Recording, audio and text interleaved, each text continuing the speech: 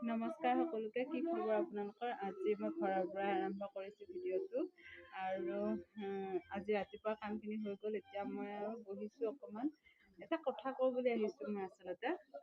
কথাটো হৈছে মোৰ নিজৰ ক্ষেত্ৰতে মই গম পাইছিলোঁ মোৰ চিলাই কামৰ ক্ষেত্ৰত মোৰ কিবা এটা আগ্ৰহ আছিলে কাৰণে মই সৰুতে এইটো আঙুলি যে মোৰ এইটো আঙুলি মই চিলাই মাৰি দিছিলোঁ। মোৰ পেহীৰ ভাগৰ মেচিন এটাত মই চিলাই মাৰি দিছিলোঁ নিজে সৰুতে।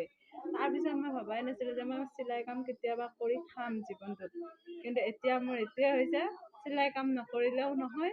এতিয়া আহিছে মানুহটো মই ঘূৰাইও পঠাব নোৱাৰোঁ। এনেকুৱা হৈছে মই এতিয়া ঘৰৰ পৰা অৰ্ডাৰ ৰাখিব লগা হৈছে। আৰু সেয়াই এতিয়া ঘৰত আছোঁ। এইকেইদিন ছুটীত দোকানখন বন্ধ কৰি ঘৰতে আছোঁ।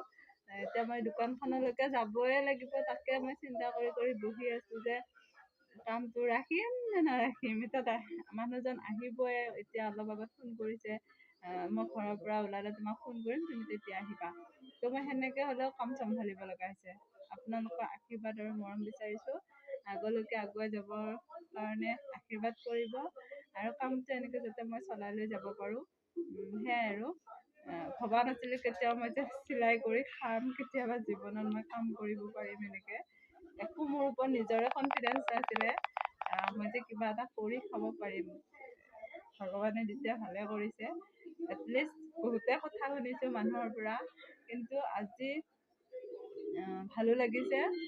বহুত কষ্টৰ ফলত দুটকা লাৰিব পাৰিছোঁ আৰু মানে মানুহজনেও মোক বহুতখিনি আগুৱাই পঠাইছে আৰু কাৰণ দোকানখনত কেতিয়াও নাযাবি বুলি নকৰিবি বুলি নকয়, যেন কামখিনিৰ কাৰণে আগুৱাই পঠায়। সেয়াই আৰু ধন্যবাদ আজিলৈকে, বাই বাই।